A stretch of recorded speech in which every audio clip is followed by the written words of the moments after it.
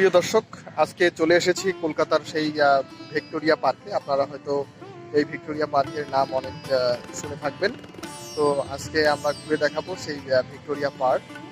তো এখন আমি প্রবেশ করেছি ভিক্টোরিয়া পার্কের ভেতর এবং আপনাদের দেখানোর চেষ্টা করব পুরো ভিক্টোরিয়া পার্কের কোথায় কি আছে। তো ঐতিহ্য টিভির সাথেই থাকুন।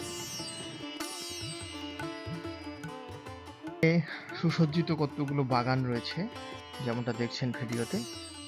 তো এই বাগানের মাঝখানে মেমোরিয়ালটি স্থাপিত।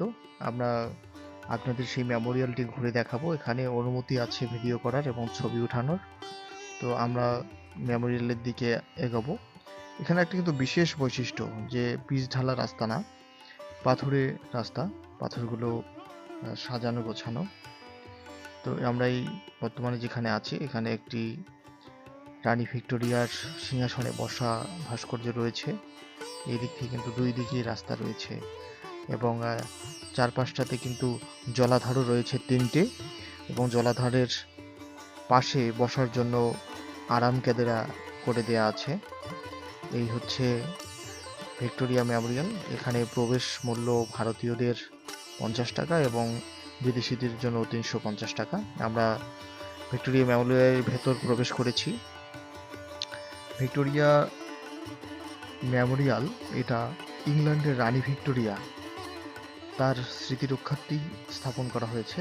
এই যে রানী ভিক্টোরিয়ার ব্যবহৃত জামা এবং অস্ত্র, এগুলো এখানে সংরক্ষিত আছে। ব্রিটিশ শাসন চলাকালীন সময়ে ভারতের রাজধানী ছিল কলকাতা।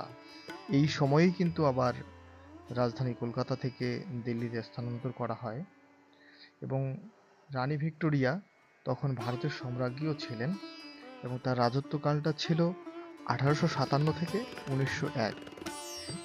1901 সালের 22 জানুয়ারি তার মৃত্যুর সাথে সাথেই কিন্তু এই রাজত্ব শেষ হয়ে যায় এবং তার যে স্মৃতি সেটা রক্ষার জন্য, তিনি যে কলকাতা শাসন করেছিলেন কিংবা ভারতবর্ষ শাসন করেছিলেন, সেটা রক্ষার জন্য এই কলকাতার বুকে একটা স্মৃতি সৌধ নির্মাণের সিদ্ধান্ত নেয় তৎকালীন ব্রিটিশ শাসকরা। তারই ফলশ্রুতিতে তৈরি করা হয় এই ভিক্টোরিয়া মেমোরিয়াল। ভিক্টোরিয়া মেমোরিয়ালটা তাজমহলের আদলে তৈরি করা হয়েছে। মূলত তাজমহলকে টেক্কা দিতেই এই ভিক্টোরিয়া মেমোরিয়াল তৈরি করা হয়েছে।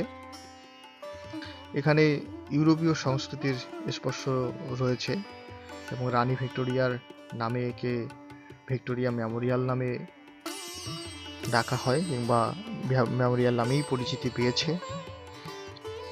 এটা হচ্ছে আগাগোড়া শ্বেত পাথরের তৈরি এবং স্মৃতিসৌধটি বর্তমানে একটি জাতীয় সংগ্রহশালা এবং কলকাতার গুরুত্বপূর্ণ পর্যটন আকর্ষণ।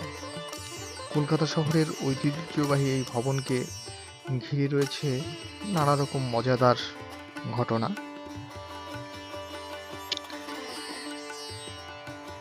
প্রিয় দর্শক, এই যে তাক লাগা একটি ভবন কলকাতার বুকে এবং এটা একটি মিউজিয়াম। যেমনটা দেখছেন, এই যে রানী ভিক্টোরিয়ার শাসন আমলে ব্যবহৃত যেসব অস্ত্র, সেসব কিন্তু এখানে স্থান পেয়েছে। এখানে বিভিন্ন রকম বন্দুক এবং ছুরি, ছোরা, অর্থাৎ তার শাসনকালীন সময়ে যেসব অস্ত্র ব্যবহৃত হতো সেই সব অস্ত্র এখানে সুসজ্জিত রয়েছে এবং এখানে ছবি তোলার অনুমতি রয়েছে এবং ভিডিও করার অনুমতি রয়েছে, আপনারা যেমনটা দেখছেন ভিডিওতে।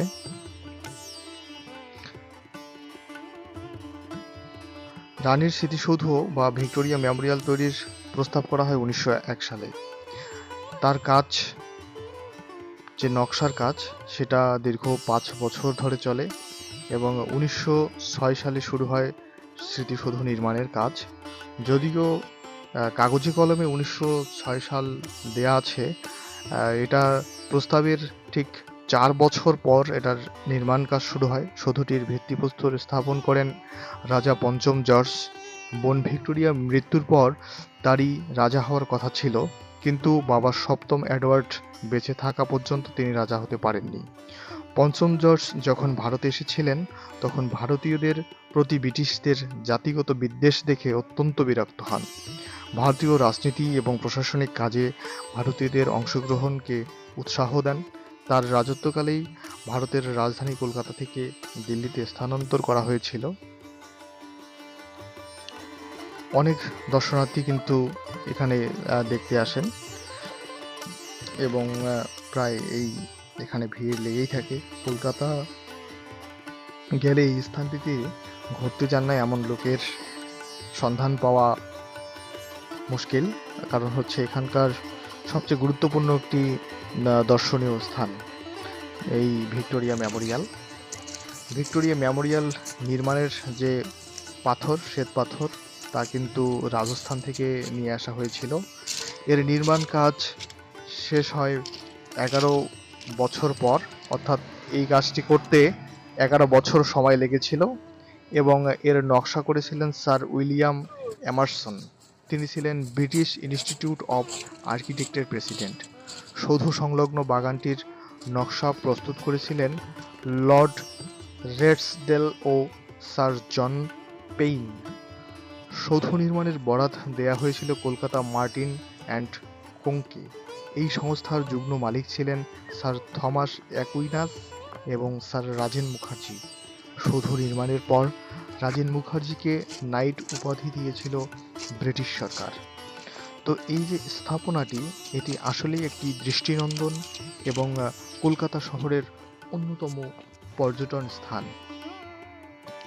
এখানে বিকেল পড়তে বা ছুটির দিনে অনেক মানুষের ভিড় জমে যায় এবং অনেকেই তাদের অবসর সময়গুলো কিংবা প্রিয়জনের সাথে সময় কাটাতে এখানে চলে আসে। তো আপনি গেলে আপনিও এখান থেকে কিন্তু ঘুরে আসতে পারেন। প্রিয় দর্শক, আশা করি ভিডিওটি আপনাদের ভালো লেগেছে। তো আজকে এখানে বিদায় চাইছি। আবার দেখা হবে ঐতিহ্য টিভির পর্দায় অন্য কোনো ঐতিহ্যবাহী স্থানে, অন্য কোনো ভিডিওতে। সে পর্যন্ত ভালো থাকবেন। ধন্যবাদ।